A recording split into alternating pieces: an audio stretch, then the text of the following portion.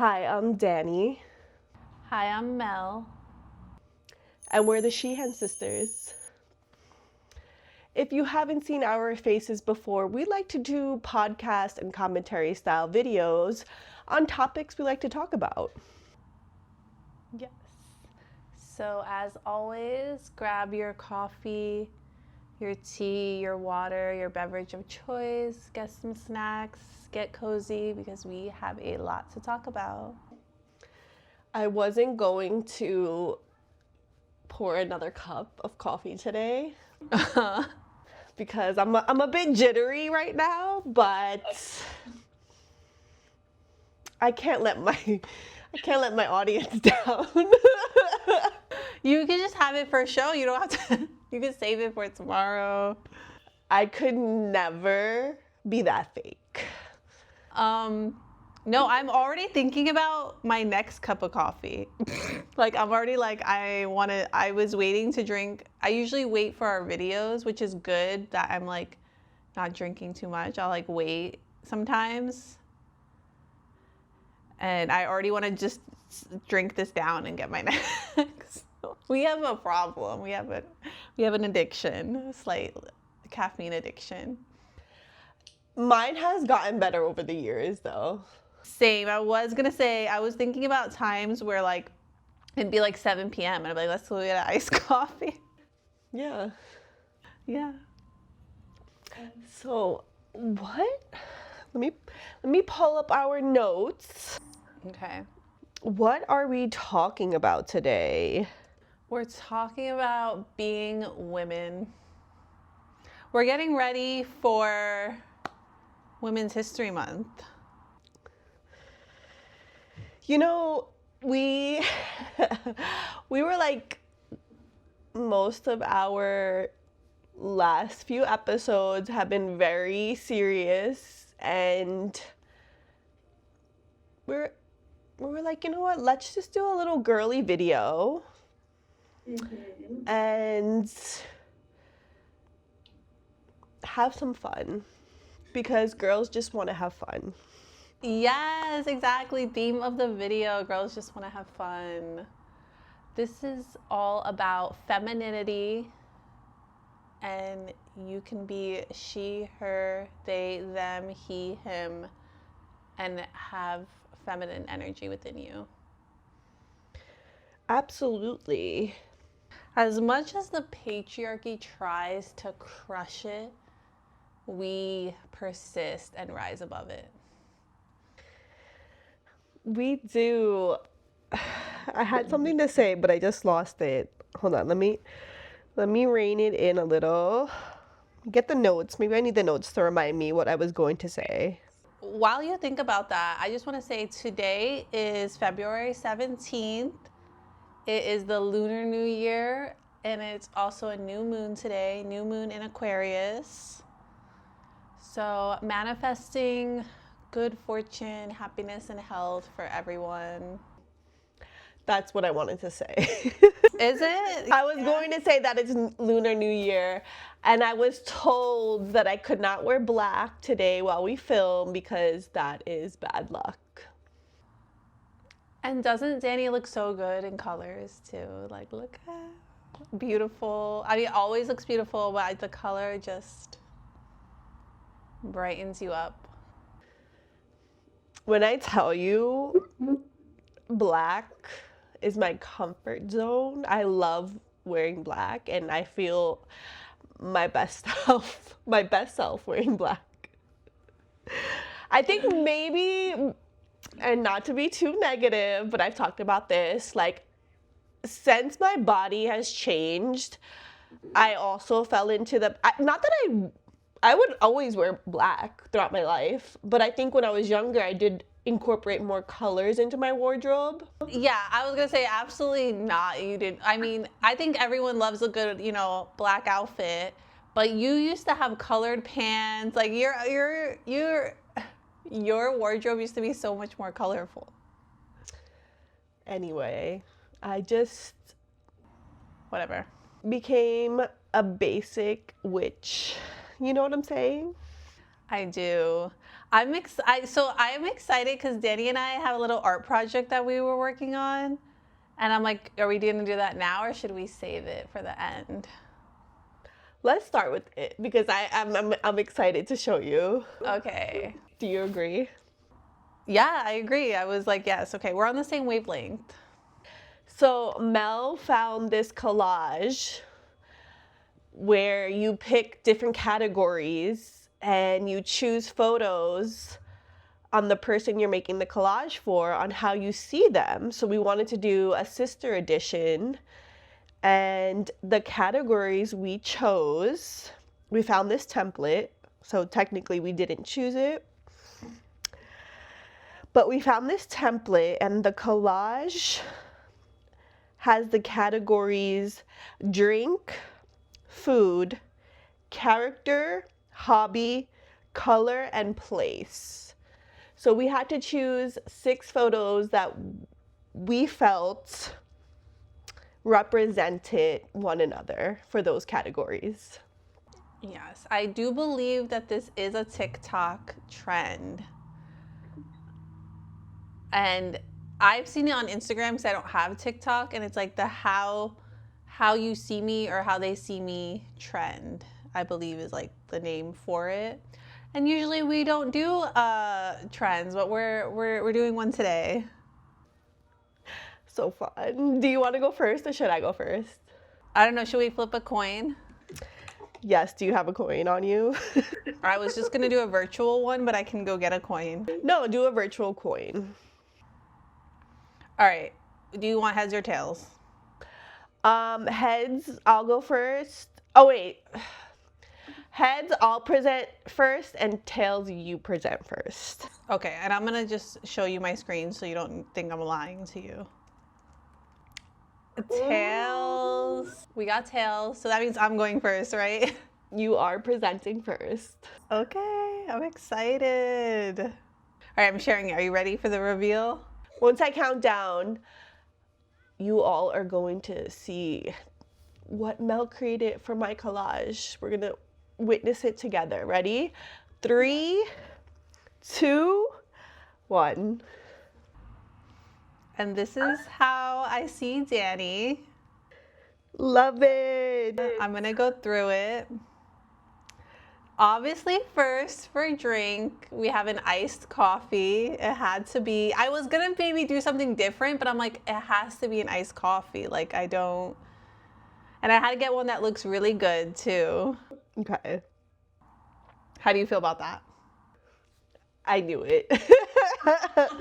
I knew. I was just like, there can't be any, like, I wouldn't even really know what. I know you also like ginger ale, but I'm like, no. And then I was like, should I just come up with a drink that I see you as? But I'm like, no, it's a nice coffee. Like, it's just.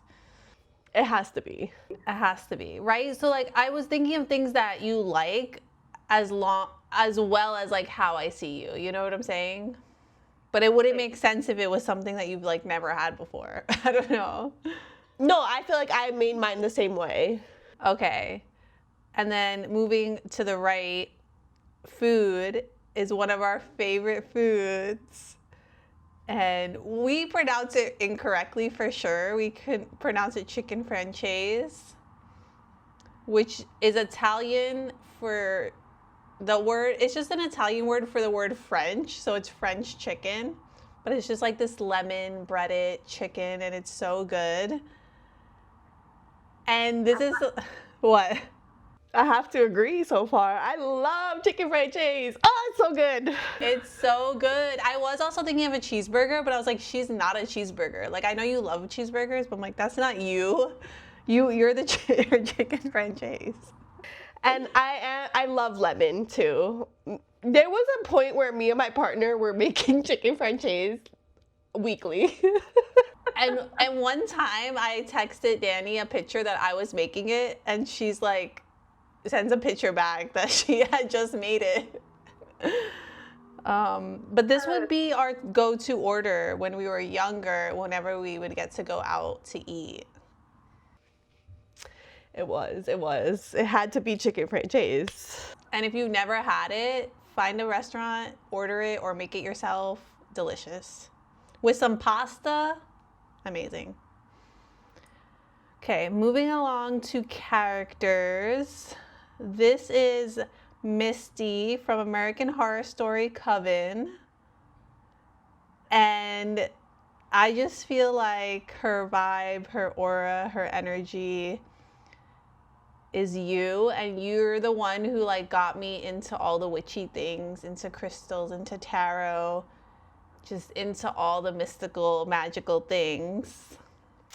I love this. It's so funny because I was like, I want to wear my hat, my witchy hat. I don't even know what the actual name is for those types of hats. I'll have to insert it once I do my research. Hold on, wait. I have a computer right here, duh. What is it called? What? What is it called? Let me see. Just a black hat. No, It's just a black hat. we also like to call it the James Bay. A brim hat? That sounds right. Sure. A James Bay hat. I love that. Anyway, so that's my character for you. I was really trying to think. There was like a lot of different characters I was gonna put, and then I was like, no, it has to be a witchy character. I love it. I'm here for it. For hobby, I did painting, and I was gonna do writing. However, it's how I see you, and I just see you as like the canvas and the paint and like everything. Like, you know, like I was trying to find a picture of like having like the canvas and the paints all out, and it was like hard for me to find that. And then I also do think of your poem, or I think there's a full poem, but the quote is, I hang on your wall. Am I gonna quote it right? You got this. You got this. Go ahead. My art stains your apartment. Something along those lines. You got it right on the money. And I hang on your wall because my art stains your apartment. Yes. Yes. Very colorful things, and that's why I had to at least put the one witchy black thing in there, even though I feel like your personality is very vibrant. And then for color, obviously your favorite color is purple. I believe it still is. You had a lot of purple things growing up, and I couldn't just put the color purple, so I put a lightning storm in purple because you're also Storm, which is another character I thought of putting, but I was like, no, I gotta put something different. See, I went basic and I'm like, oh, I should have done something similar for your color. You can switch it right now. Oh, because now I'm gonna overthink. What should I choose? Okay, that's fine. And finally for place, I did go basic with place, but I put Central Park because that's just all I kept thinking of for you. I was also thinking like maybe like the mountains, but I feel like Central Park is outside, it's nature. We have a lot of memories in Central Park. And that's just the place that came to my mind. Cute, cute. Love it, love it. Do you agree with my choices? I feel good. I think I would have liked the mountains, but I can't. Obviously, this is how you see me, so. It's just that I get sick of the city, so. I was thinking of that too. But I'm just like. You know what? I think you did a great job.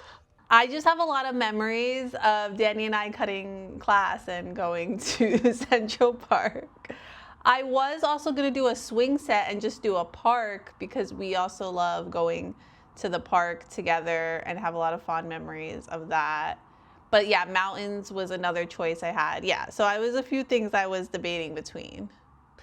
There was one time where I was on my way to class and I get a call from Mel. Oh no, I think you texted me initially and you were like, I'm in the bathroom stall crying, and then I called you and I was like, do you want to meet up? And then we met up in Central Park. I was in the bathroom having a panic attack. This is when we were in college and we were both going to college in Manhattan in 2 different schools. And I was having a panic attack. And I was like, an excuse to, I can't make it to class today. My sister needs me. But we were both going through it at the time. Like, our mental health was on the decline at that point in time. Yeah, it's our mental health's kind of like the stock market, constantly just going up and down, crashing. My first memory of us going to Central Park though is high school. I'm a freshman. I remember coming out of my room and Danny and her friend are there, and I'm like getting ready for school, and I'm like, what are you guys doing? You didn't go to school today? And they had cut class, and they're like, no, we're going to Central Park. Like, come with us. I don't remember this, but I do know that it wasn't often that I would cut class, because there was a part of me that was like goody two shoes. Yeah, same. You are the person that was my. I have this distinct memory because it was my first time ever cutting class. We had our little rebellion moments, you know? Yeah. And we just went to Central Park. It wasn't like we were doing anything crazy. No. And yes, I agree with the swings. Mel and I would go to the swings as like our comfort zone. Whenever we needed to get out of the house or clear our mind, we would just go to the swings and just be free. Yeah. Have a therapy session. We'd go at night because there's no one at the park. Exactly. Yeah, when it was completely empty. All right. Yay! Okay, I love it. Good job. Thanks. And then I think maybe not the next video, but I think in a future video, we should do our own collage of ourselves then too. I like that idea. That's a good idea. Okay, you ready? Ah! In 3, 2, 1. Share. Boom. Oh my God. I knew there was going to be a lot of pink in it. I felt it. I had to. Okay. So obviously, our drink is going to be the same, iced coffee. Yes. I think we can probably make a montage of iced coffee, of us getting iced coffees throughout the years with all the photos we have. Is the montage the right word? Yeah, and I literally was thinking of taking a picture that we have of iced coffee to put in the collage, but I was like, I'm just going to stick with the stock photos. So, the food. Do you know what this is? This is sesame chicken. General Tso's. That's the chicken. Sesame. Okay, I got it wrong. Okay, so I got it confused. He's on it. They're the same, though. They're the same. They're the same. They're pretty similar. They're the same. Sesame chicken. Yeah. So Mel loves Chinese food, American Chinese food, and unfortunately, she hasn't gotten it. Well, I don't know when the last time you had it, but I know every time I get it, you're always like, damn, I miss New York City's Chinese food.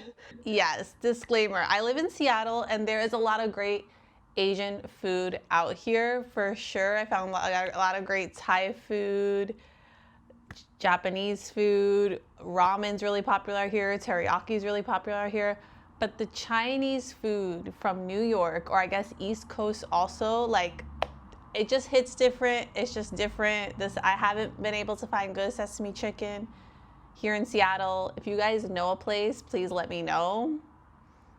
But I just haven't been able to find good sesame chicken out here. But the sesame chicken, pork fried rice, and an egg roll with a can of soda from New York. That was your go-to order.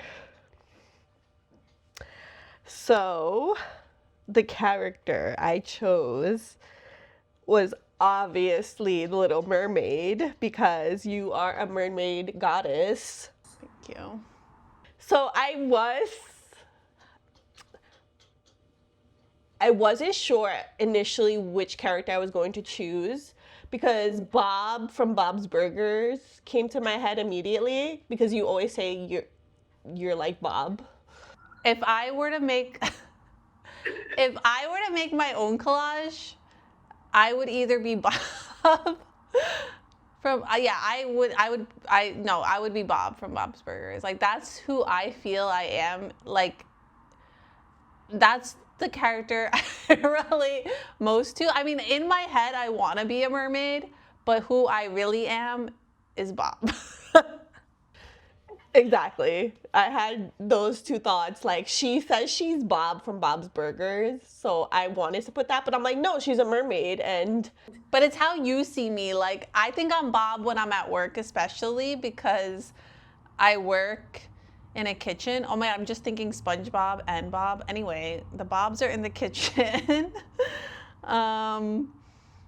Yeah, like I just like he's not a very happy person, but he's also like not like I don't know. He's just like his mood is my mood, and when he talks to his food, like I do that when I cook. Anyway, that's my spirit character. Let me show you guys actually. I'm going off frame. I've been repainting this wooden mermaid. yes. So she's not wrong. I've been repainting this, and it's gonna go in my bathroom. She was originally blonde. It was basic. She was blonde with green, and I was like, no, bitch. She's gonna be brunette, and she's gonna have pink. So Danny is right in her perception. Moving on. We have hobby. Of course, this is going to mirror what you chose as well. But I chose paint, but I was like, no, she's also a writer, a poet. So I put the little computer there as well, and it says just writing away. That's cute. But Mel will pop up randomly and be like, look what I painted last night. And it's like, it's always so cool, or like such an interesting concept. Meanwhile, like I'll take months to just put like the color brown that I'm looking for on a canvas. But meanwhile, you're like painting the Sistine Chapel and fucking Van Gogh. Like that's why I put painting. It's so funny our perception of each other though, because I'm like her paintings are. Mine are just like whatever I splattered shit on the wall, and like hers, she's taking her time out to do intricate paintings. Not intricate at all. Very abstract. Whatever. See, I just went with the pink for your color, but there are so many different shades of pink I could have chosen. But that's the color that always comes to mind when I think of you and your favorite color. I don't know if that's still the same either. Well, my favorite color has actually always been blue, but I do love pink. This is news to me. That's always been my favorite color. But the thing is growing up, I was the pink sister and she was the purple sister. Right. I guess we were brainwashed into what colors we were going to like. Yeah. And I do like pink, but like blue is actually my favorite. Copy. No, you know what? It's funny because when I had gotten the sisters, all of you, the crew necks, you did pick baby blue. So baby blue and baby pink are probably like tied together, I would say. Okay. And then last but not least, place. I was thinking of you in a cafe in Paris. Yeah, that's my dream. Sorry, I got so excited. That is my dream. Beautiful flowers. Just sitting there having an espresso. Yes. You know I've made it in life when I'm sitting in a cafe in Paris, guys. That is my dream, my goal, my fantasy forever. I was gonna pick another like place for you, but once again, like I feel bad now that I just picked Central Park. But I also was gonna do Central Perk because you love Friends. So anyway, it was all encapsulated into my meaning behind you. I think I grew out of my love for the show Friends. Okay. Yeah. And that's that. And that's that. And that's that. I mean, it'll always have a special place in my heart because that was a comfort show for me for years growing up. And I was obsessed with it. And I know I used to play the episodes when I was laying in bed to help me fall asleep. Mhm. So I do know the series really well. I just think I grew out of it. What would you say would you still say that's maybe your favorite sitcom, or what would you say your favorite sitcom would be? My favorite sitcom.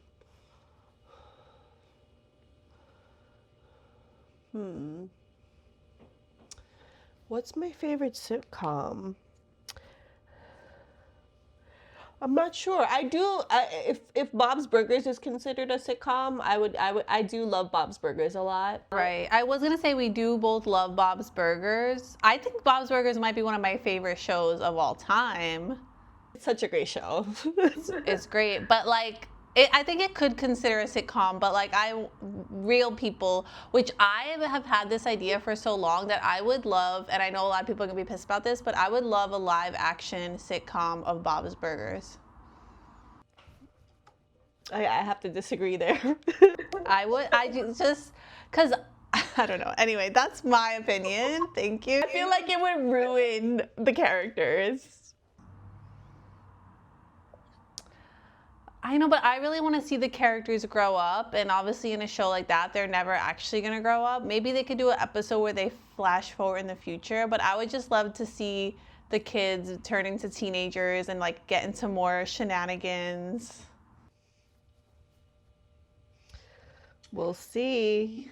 But I would say for my favorite sitcom, I usually tell people that it's New Girl. I had a period in my life where I loved New Girl, and that was on repeat as well, because they also kind of mirror Friends in a way Yeah. and have Friends references in there. Yeah. But that's another show I got over. I don't know. I'm just in a place in my life where I'm like, I deep dived it, I was obsessed, and now I'm over it. Okay. Even though I do really relate to Nick Miller, and I really do feel like I am Nick Miller. You're Nick and I'm Schmidt. I feel like I relate to Schmidt and Nick together. Like there are times where I understand. I'm grumpy like Nick, which is again with Bob, where I'm like grumpy. But then I'm also a very like organized person. I love that Nick is forever trying to write a manuscript. He does though. By the end of the series, he has a book. And you know what? By the end of my series, I will have a book as well. And then, okay, maybe not to get into too many sitcoms, but my current sitcom that I'm loving right now is Abbott Elementary. Okay. And I recommend people to go and watch that as well. Mel keeps trying to get me to watch that. I don't know if you'll love it as much as I love it. But I think it's a great, like overall great show. And Schitt's Creek, I love I could talk about sitcoms all day. Rest in peace, Catherine O'Hara. That's like one of my favorite characters that she's played. Anyway. I feel like I'm blanking on sitcoms I watched. I get really into cooking shows from time to time, where the only thing I was watching a couple weeks ago was Chopped, because there's so many episodes. I also I don't know if you know this show, it's called Supermarket Stakeout. So I also, just because we're talking about TV shows, I think you might agree with me, but I also get into like the guilty pleasure dating shows, and I've gotten back and forth with watching this show over the years, but I recently watched season 18 of Married at First Sight. Okay. I hear a lot of people like that show. That and 90 Day Fiancé are big shows, apparently. The tea was scorching for that season. Okay. But yeah, but then I get over it. So I did work backwards and I watched season 17. But I think I watched it like when it came out. So I'm like, as I'm watching the season, I'm like, okay, no, I think this is familiar to me. So then I get over it. I'm like, okay, if I've seen it already, I'm over it. Some shows I can't rewatch, and then some shows I'm like, I'm gonna rewatch this over and over. For our next segment, I have a little video I wanted to share with you all. I can't remember how I discovered this video, but I am happy I did discover it because I feel like it's very empowering. And the title of the video is called To Be a Woman, and it's by the creator Olive Morris. That is the name of their channel, so go ahead and give them some love. We'll link the video down in the description. There is music in this video. I'm assuming it didn't get copyrighted because this creator still has it up. I'm looking at their description. It's one of those videos where the music is louder than the talking. Right. Us circa 2020. We used to do the same thing. I still think it's a great video. And it has 222K likes. Alignment. I hope you all enjoy this video. Women are born with pain built in. It's our physical destiny. Period pains, sore boobs, childbirth, you know. We carry it within ourselves throughout our lives. Men don't. They have to seek it out. They invent all these gods and demons and things so they can feel guilty about things, which is something we do very well on our own. And then they create wars so they can feel things and touch each other. And when there aren't any wars, they can play rugby. And we have it all going on in here. I just feel like women, they have minds and they have souls as well as just hearts. And they've got ambition and they've got talent as well as just beauty. And I'm so sick of people saying that love is just all a woman is fit for. I'm so sick of it. It is literally impossible to be a woman. You are so beautiful and so smart, and it kills me that you don't think you're good enough. Like, we have to always be extraordinary. But somehow we're always doing it wrong. Like, you have to be thin, but not too thin. And you can never say you want to be thin. You have to say you want to be healthy, but also you have to be thin. You have to have money, but you can't ask for money because that's crass. You have to be a boss, but you can't be mean. You have to lead, but you can't squash other people's ideas. You're supposed to love being a mother, but don't talk about your kids all the damn time. You have to be a career woman, but also always be looking out for other people. You have to answer for men's bad behavior, which is insane, but if you point that out, you're accused of complaining. You're supposed to stay pretty for men, but not so pretty that you tempt them too much or that you threaten other women, because you're supposed to be a part of the sisterhood, but always stand out and always be grateful. But never forget that the system is rigged, so find a way to acknowledge that, but also always be grateful. You have to never get old, never be rude, never show off, never be selfish, never fall down, never fail, never show fear, never get out of line. It's too hard, it's too contradictory, and nobody gives you a medal or says thank you. And it turns out, in fact, that not only are you doing everything wrong, but also everything is your fault. I'm just so tired of watching myself and every single other woman tie herself into knots so that people will like us.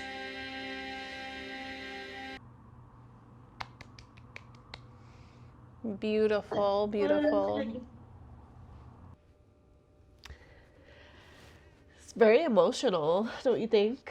Yes, and that scene in the Barbie movie, which I've seen that movie twice now. And I've watched that scene over and over again, and it always makes me super emotional, but just all of it. with all the other clips as well. I love this piece of art. What did you think about it? I loved it. It was great. I've watched a lot of the movies that they show in it, and I like that they took the time to make the compilation and find all the scenes. I agree. I remember we wanted to do our own art interpretation of being a woman. Do you know what I'm going to bring up? Yeah, because we did do... Are you going to bring up one that we actually did or one that we just talked about? Because we did do something. When we wrote on the mirror with lipstick, different words. Should we insert that? A little flash, if we can find it somewhere in our... I don't even know where that is anymore. I might have it in my old camera roll, my old camera roll somewhere. We wrote down a question we wanted to pose to one another, and I've been thinking about my response, but we wanted to ask one another, would you consider yourself a feminist? Do you feel like you're ready to answer that? Oh, yeah, 100% I'm a feminist. Like, no doubt about it. Some may see me as a raging feminist. I definitely think, especially like I've mentioned multiple times, I work in a kitchen, I work around a lot of men, and I used to be a very quiet person when I was younger, and that's not me anymore. I'm a 31-year-old woman, and I will speak my mind, and I will call people out, and yeah, like I'm 100. And a feminist just means you want equality for everyone, and yeah. But if a man wants to debate the patriarchy, I am there. I am ready. I'm on the hill. I will die on the hill. You could bury me on the hill.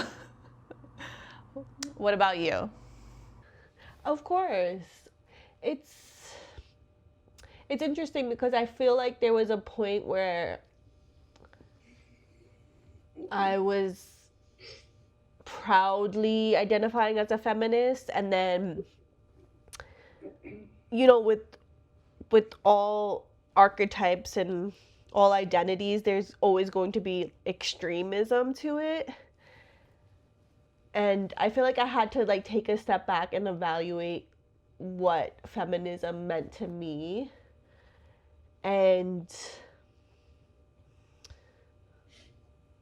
it's also, I feel like it's also an identity you have to constantly remind yourself of, because we live in a patriarchy and we still can succumb to shrinking ourselves or not giving ourselves the credit for all the amazing qualities we have as being a woman.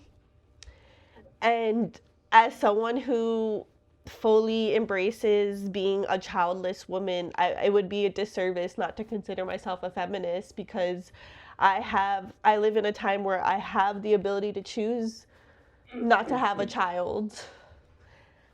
Exactly. The women that came before us fought for everything we have now. Like, I agree with you because I'm not married. I live alone. I get to have my own apartment, my own bank account. I'm doing things that many women for centuries were not able to do, and they fought for us to be able to do that, to have these choices, and they're still trying to strip those choices away from us. Absolutely. And I think about, like I was mentioning, like I'll have debates and stuff, and I think there's this war on femininity where, like I was mentioning earlier in the video, like you don't have to identify as a woman to have feminine qualities.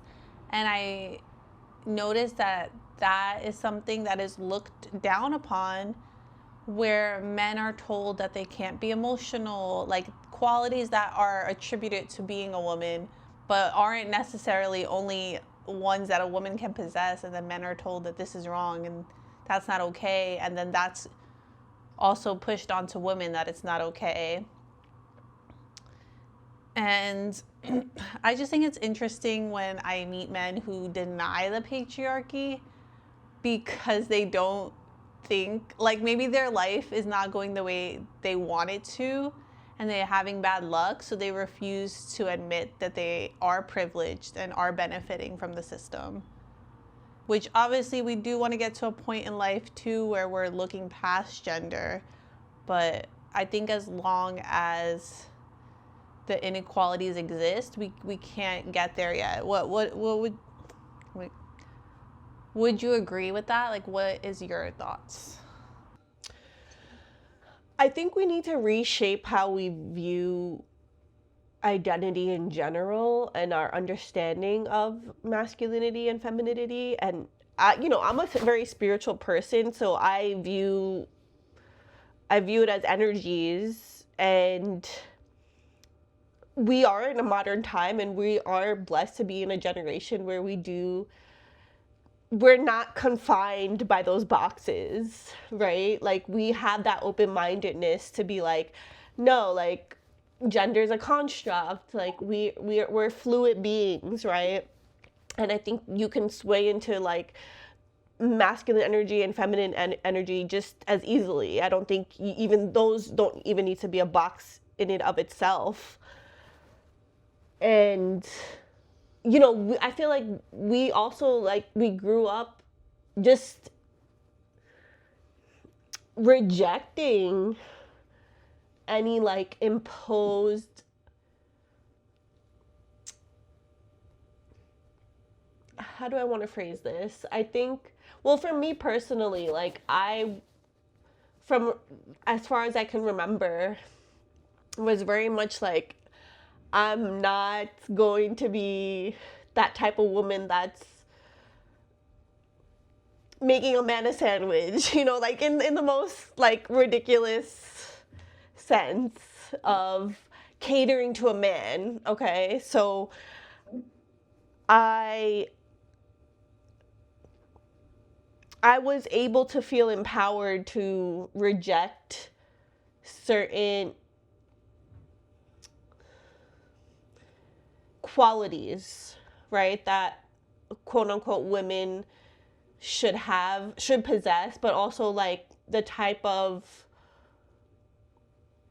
traditional women that was built by the patriarchy. I think I naturally rejected that. And at such a young age, I knew I didn't want children, and I also, like, toyed with the idea of, like, well, do I actually want to get married? And I think there was a part of me that wanted to rebel against anything traditional. And I definitely leaned into embracing that.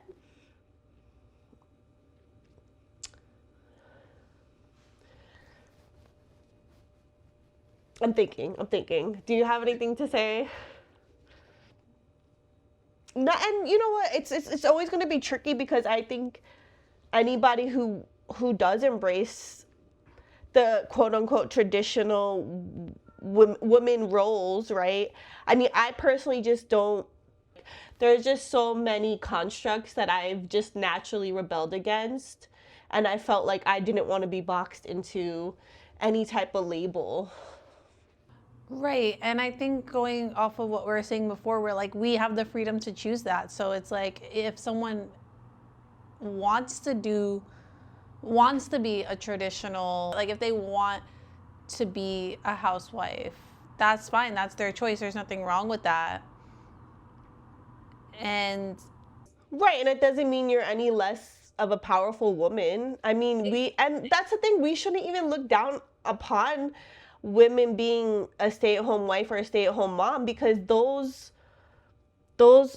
Right. are that takes just as much time, energy, and effort to take on. So we can't, the fact that it's minimized, that, oh, you're just right, oh, you're just a housewife. Like, no, that's not.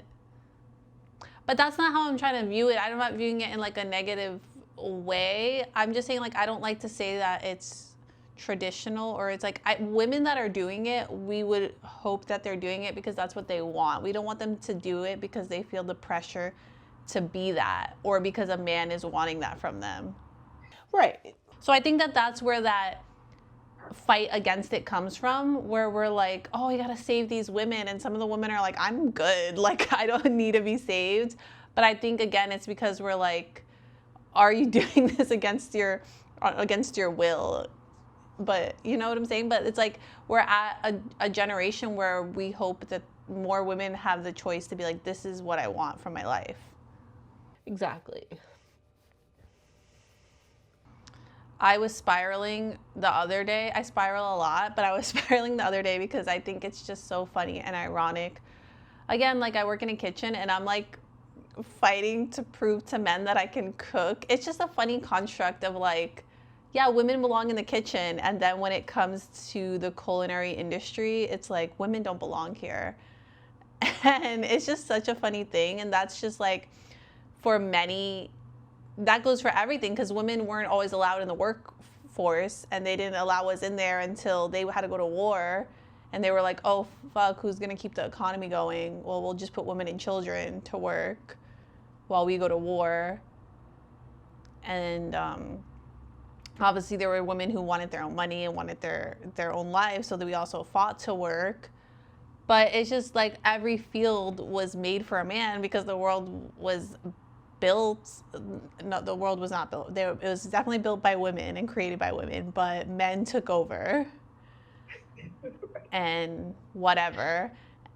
And they took over every industry and made it seem like, oh no, only men belong here. Same with politics and just all these things where it was like, I don't know, I'm losing my plot. Anytime money and success has anything to do with that field, it's men are always going to feel like this is ours. Right. And there's so many women still trying to break the glass ceiling, right? Is that what it's called? Breaking the glass ceiling? Yes. In so many industries. And yeah, we're not. That's why I get frustrated when there are men who deny that the patriarchy exists. Like, do you understand that there are still so many strides being made where it's like the first woman this, the first woman that, like that is still occurring, like, and the pay gap still exists. So we're not equal yet. I do hope I will get to see a woman president in our country in my lifetime. That would be such a shame if that doesn't happen. Exactly. It's like we still haven't had a woman president, so please don't talk to me about that there's no patriarchy, okay? Which I'm going to segue into a quick short that I seen recently on a city that's just run by women, and it's women only. And they're thriving, okay? We need the matriarchy to, and again, then men see that as like, oh, that means you guys want to take over. And I'm like, women don't want to put men down and control them. That's what you guys want to do to us. We have no desire to do that to you. We just want everyone to be free and happy. Okay, I'm going to share the video. This video is by the creator Dee Milo, and Mel, if you're not familiar with him, you should check him out. He is such a great advocate for women, and a lot of his content. So recently he's been covering the files, and I do appreciate that he's being a voice and an advocate. But prior to that, he would do a lot of videos where he would advocate for women or call out men, which we mentioned in our last episode. He would react to certain videos and call out the man in the video if they were doing something inappropriate or controlling.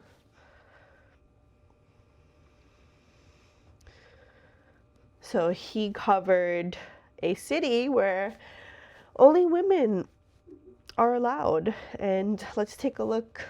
The only city where only women live, no men welcome. Woman's Land, Oregon. It's a 1,000-acre land. It's run by over 40 women. And get this, 0 crime rate for the past 48 years. Well, isn't that the shocker of the fucking century? They generate all their power from solar panels. They grow all their food. They haul their water from gravity-fed systems. And they only spend less than $500 a month to live like queens in peace. Not even the president is allowed to visit unless she's a woman. And the only way you could possibly try and reside there is by invitation only. Y'all need to let Uncle Jay visit though, at least once. We chop it up. I love this. I don't know why I thought this was going to be in like another country, somewhere random. Like I was not expecting it to be here in America. No, I know. I wasn't aware of this. Let's go. You know, just let us women rule the world. It'll be a much better place. It would, and if you're offended by that, we don't care. Well, I don't care. We don't care.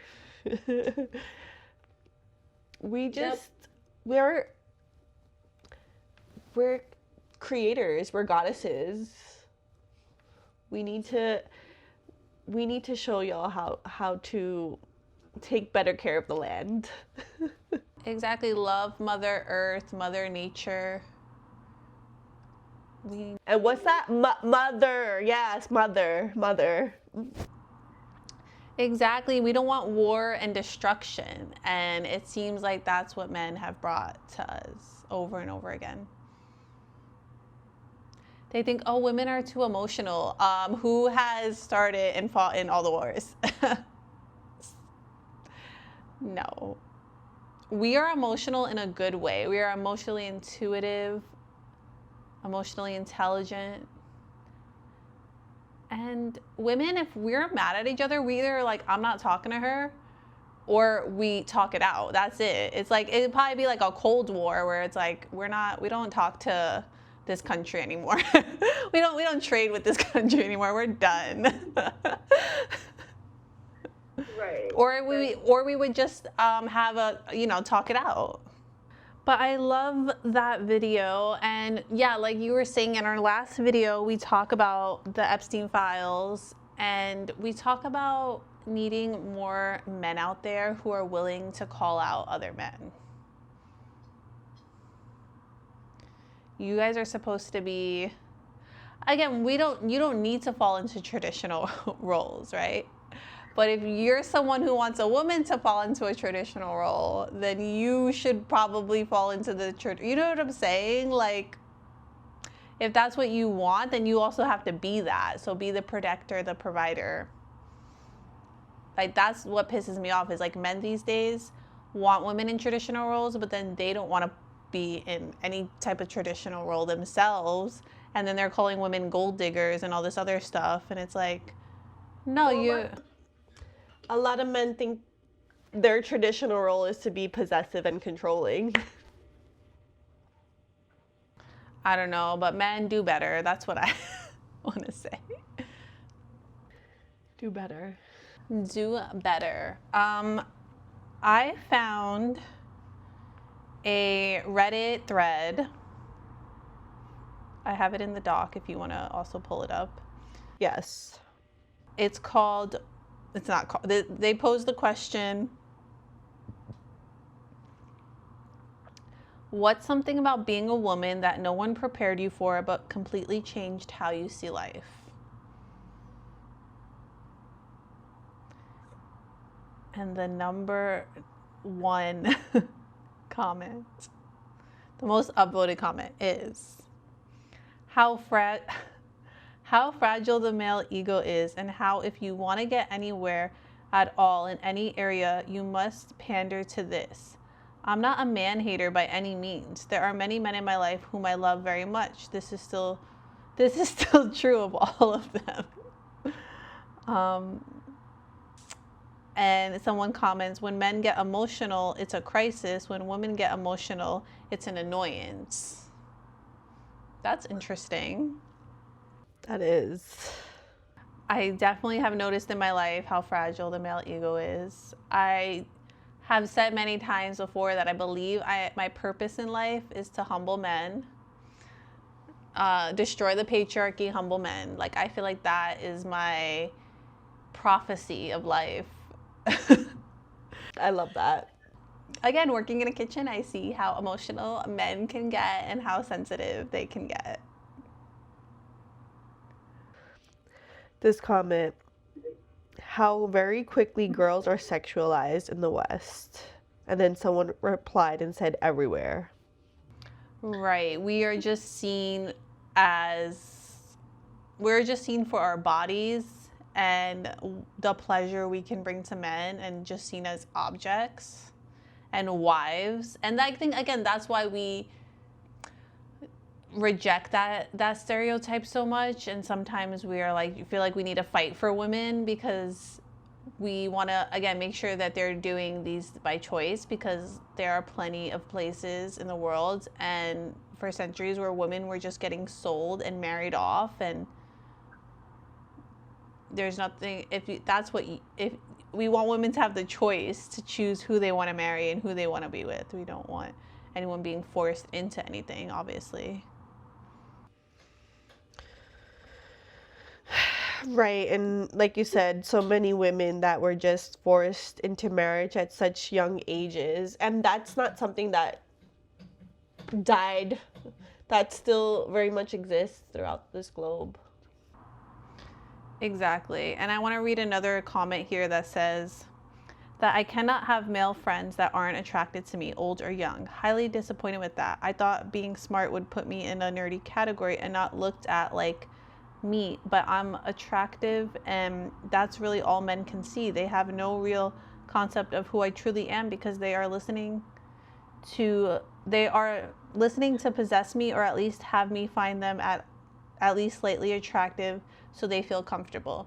And I think that goes along with what I'm saying about, like, in certain work fields where, again, women are constantly seen as objects, especially sexual objects. So even if you're like, oh, I'm trying to be one of the boys, or like, I'm going to be a tomboy, or I'm into these things that aren't traditional woman things, like, there's no way they're still going to see me as a woman. And it's like, no matter, for some, probably for all women, it's like, no matter what you do or where you go, that's how you're viewed as. And that's what we're trying to get past. And that's what women are fighting for, where I just want to be seen as a human being and I want to be respected. Just last week, and I wrote to Danny about this when I was at work, a man that works there said to me, it was one of the servers, I was helping out with dishes, and he goes, wow, you'd make such a great wife. You do dishes, you cook. And I was so annoyed by that comment. And I don't think I've ever had someone I work with make those comments. I've definitely been on dates where men are like, oh, you cook? That's great. Like, you're going to, make those sort of comments towards me. And I'm just like, I want to be respected for the job that I'm doing. And I'm actually trying to be a chef one day. Like, I don't want to be viewed as like, oh, you'd make a great wife. Like, are you saying that to any of the men who can do the same skill, who have the same skills that I do? Or you're like, oh, wow, what a great husband you'll be? So infuriating. Would you agree with these comments of like men just viewing you objectively? Of course. Because one other thing I was going to say with this comment where it's like you can't have male friends, and that's something I think is really important. Like, men need to have more women friends. Men need to start viewing women as people. That is the main message that we want.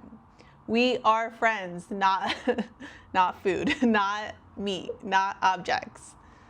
View us respectfully. But would you agree that do you think, what is like your thoughts on like men and women friendships? I've had plenty of fights with men who felt like, I know a lot of men who feel like men and women can't be friends. But that's what I feel like we need a break past. It's like, we can't be friends because you guys are weird. Exactly. You're the problem. You're the problem. So many men feel like if their partner has guy friends, that the guy friend is just waiting for their opportunity, that if you give them any bit of a hint or any type of attention that goes beyond a friendship, that their guy friends would like take that opportunity. I do have a short story. I was in like a small circle with two male coworkers, and they were talking back and forth about women and what women want. And I'm standing there like, why are you two talking to one another about what women want when you have a woman right here who can actually give you some insight? They didn't even ask me of my opinion. They were just so confident in their views and their perspective of women, and they didn't even be like, "Oh, we have the source right here. Let's incorporate her into the conversation." Yeah. And that sums up a lot of men, where they're just like confident in what they think they know.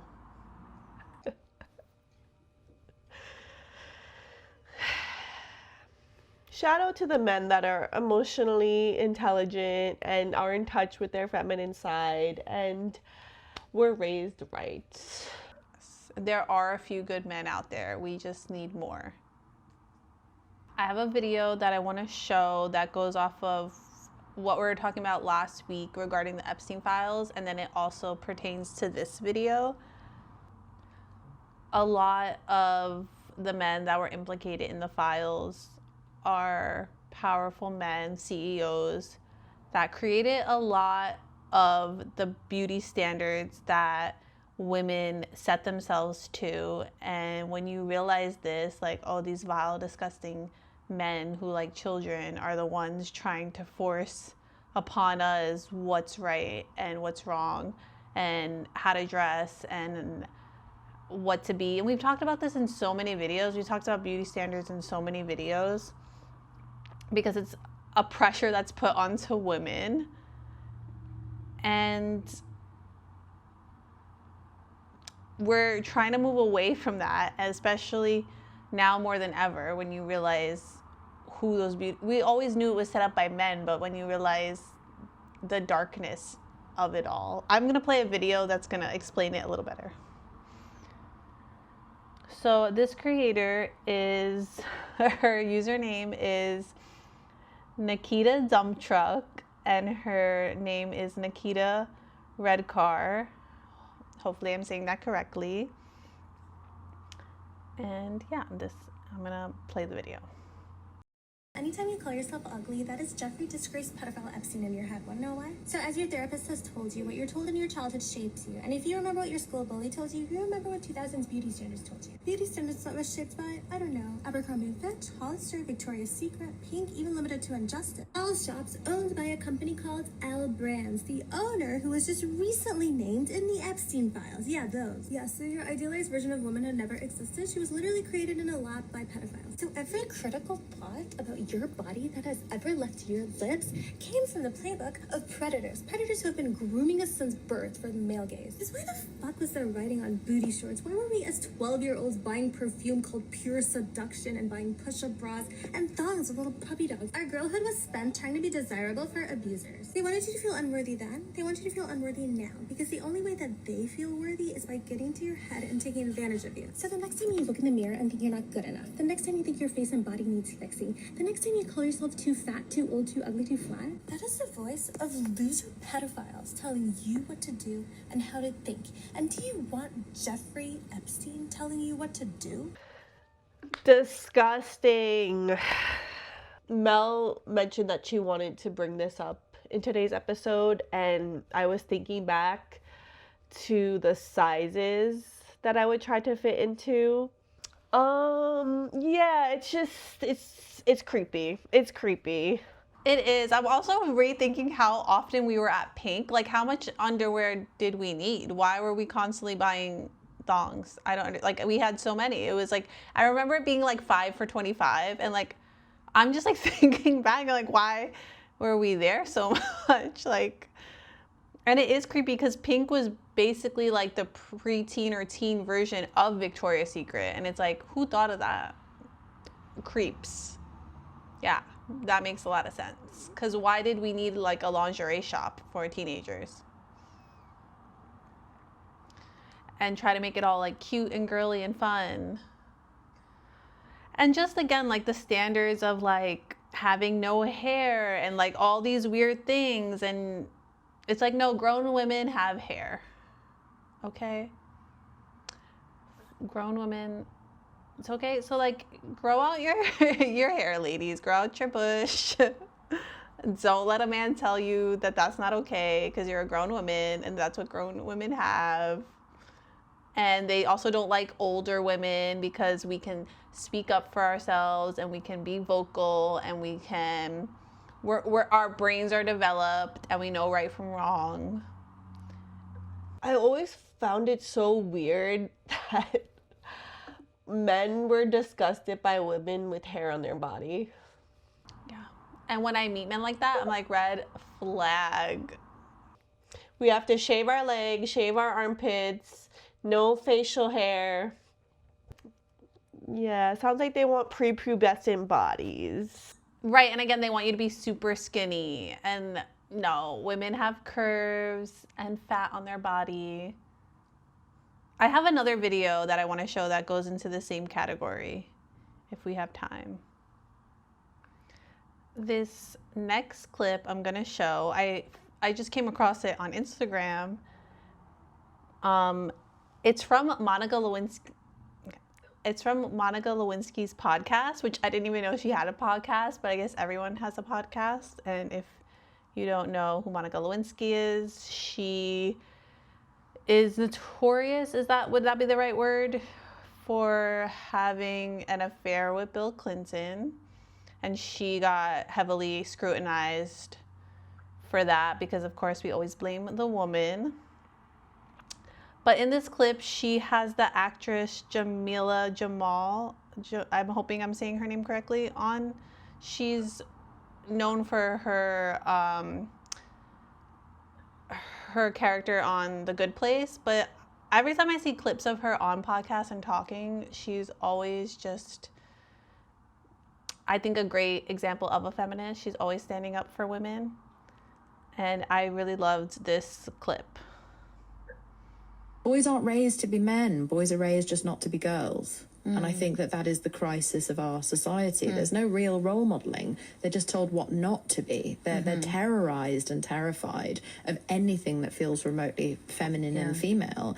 And actually, women are terribly strong, and we know that because if after almost somewhere between 6,000 and 10,000 years of patriarchy, we still haven't submitted, I don't think we're going to. And if you have to marry us off at the age of 9, then what does that tell you? Yeah. Like, how afraid must you be of us? You only seek to destroy something that you're afraid of. You would not only need to take our voting rights away or take away our right to education because you're afraid of what would happen if we know. You're only afraid of older women and older women having a voice and an opinion and access to younger women if you're afraid of what they're going to tell other women. You're afraid of sitting with or dating a woman your own age because she might be able to actually see you. So you have to date someone who's barely out of her teens because she won't have your number because she doesn't even understand the world yet. It's all fear. All of it's fear. It's hatred. It's a mask of hatred, but really it's terror. They're so afraid of us, and it's so sad because that strength that we have doesn't have to be subdued. It could be harnessed more intelligently than this. Let's go. Well said. I think that just, like, again, encapsulates everything we're talking about in this video and have talked about in many other videos. And women just need to reclaim their power. And I love that the name of this podcast is Reclaiming with Monica, because she's also someone who's reclaiming her power. I'm sorry. I feel like I've been so quiet, but I'm just absorbing everything. And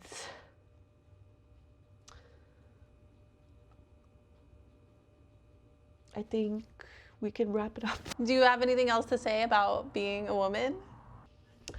We're fabulous. We're fabulous. And I think that was something we wanted to make sure we incorporate in our channel, especially because we're in our 30s and we've learned so much about being a woman, and I think we've always been the type of women to empower our fellow women, you know, any type of friends, and not even if they're women, but we just always wanted to be that friend that's going to lift you up and empower you and really make you feel important and significant in this world. Right, because I feel like as women, we're taught to compete against one another, especially, again, we've talked about this before, where like older women get cast aside. So I think it does, sometimes you develop a bitterness towards the younger woman of you like rethinking your youth. And I think about that a lot, where I don't want to be that bitter old woman. And this is something we didn't get to talk about in our last video, and I know you wanted to mention more on the movie Blink Twice, where we had written in our notes about women competing with one another because the two main characters at first were like pitted against each other because they both wanted Slater, and then later on had to come together to fight against him. Definitely. And I didn't get to mention this in our last episode, but I loved that scene where Frida and Sarah, they know they're aware of everything that's been going on, and they realize the dangerous situation they're in, and they just take this moment to reclaim their power, and they express that they want to dance. And I thought that was such a moving moment, because women, we do love to dance, right? And I feel like that also embodies our connection to emotions, right? That's a way for us to like flow and be a conduit of expressing ourselves. And I thought that they really came together in their sisterhood in that moment to keep themselves safe. I just also think about how, you know, in your girlhood, you're like, let's go out dancing, and we have that connection to music and to expressing ourselves through movement. And we genuinely just want to have fun. I know I started the episode saying girls just want to have fun, but we have that connectivity to dance, right? And it can be a form of release. It could be a form of empowerment. It can be an escape. I agree. And I know we said we're going to be lighthearted, and we still got into like some deeper topics. But that's kind of how it is to be a woman. And I also love in the video I showed where she says men aren't taught to be men, they're just taught what not to be. And I think about that a lot, where women have all these things that are like, this is girly and this is fun, and we have this and we have that. And I think men are trying still to this day to find what they like and what they want, and when women have these interests, it's always called dumb and stupid and looked down upon and silly. And then if we try to like their interest, they're like, no, get out of here. I don't know, it's just something I am thinking about, where it's like, I think men need to find more hobbies, in my opinion. Do some crafts, do some art, have a wine and paint night, go dancing. Stop standing in the club.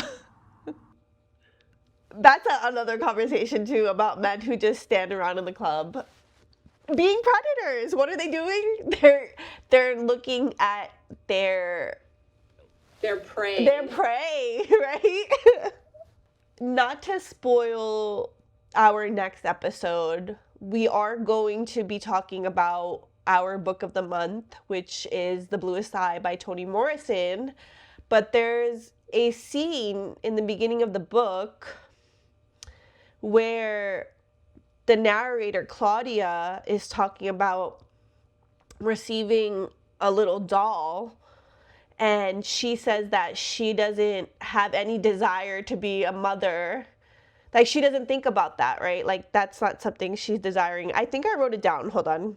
If you haven't gotten your copy yet, you still have time. We will be discussing this in our next video. So either by the end of February, beginning of March, that video will be out. So grab your copy, read your book.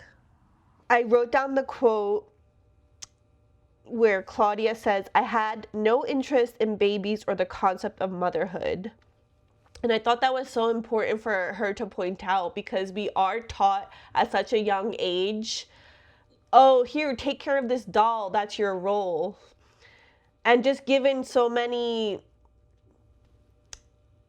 specific toys to kind of tailor us into these roles. And I even think about, like, when we were younger and we would play house, right? And we would play with our dolls, and we would have like a fake kitchen, and it's already being instilled in us to be that wife and mother. Right, and we weren't allowed, well, I don't know about, like, we weren't allowed to like the things that the boys liked. Because I noticed that you and I actually were interested. Like, I feel like you were going more towards, like, the tomboy route, and I was going more towards, like, the nerdy route. But our mom was very much someone who's like, this is women, these are girl things, and you like these things. And we felt pressure to go and lean into those things. Definitely. And we can talk more about this in our next episode when we do go over the book. There is a lot to dive into with that book, and I hope you all are reading along. What else are we going, we wanted to preview something else, right, for next episode? Oh, we're also watching the America's Next Top Model series. It's a 3-part series on Netflix. And that also goes into so much of what we talked about in this video and all our videos. Beauty standards, body image, the pressures that women are put under. And yeah, so if you guys haven't watched that yet, watch it, because we're going to discuss that in our next video as well. And quick spoiler, I've been getting so angry watching this 3-part series. So I can't wait to share my opinions on that. Because we did do a video years ago reacting to clips of America's Next Top Model. We could have been in the documentary if we kept that video public. You know, we do have to be honest and say that we actually enjoyed watching America's Next Top Model when we were younger, and we even tried to like recreate having our own photo shoots, and would like grab outfits out of our closet and tried to do like model photo shoots. And then as we got older, we realized the toxicity of that show, and we're like, okay, yeah, thank God thank God this didn't influence us into the point where it was unhealthy for us.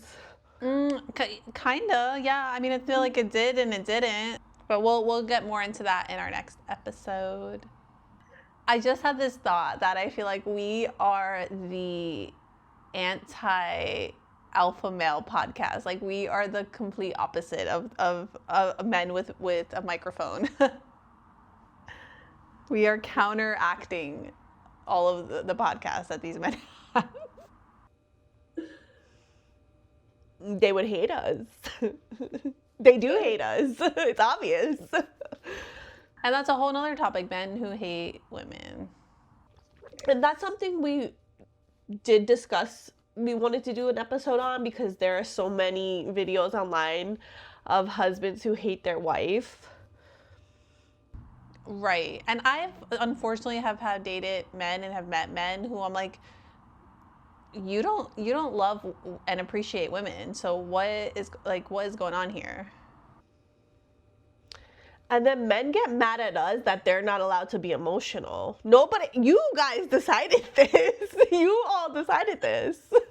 You set the standards for yourselves, okay? Like you, again, the patriarchy exists. Like who put you down? Probably another man. You know what I'm saying? I think it's so funny, and I'm sure you're used to this because you're surrounded by men, but just hearing them have conversations and you're just like, wow, there's a lot going on under there. we gotta dissect this. I feel like I'm Jane Goodall with the apes.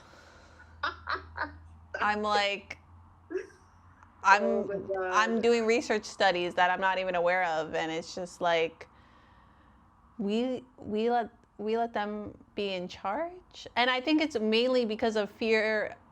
Like it's just from their brute, like they just had to like scare us into submission. And again, even in the video, she admits, she's like, we still haven't submitted. Like we're still fighting back. We're still speaking up. We're still, you can't stop us.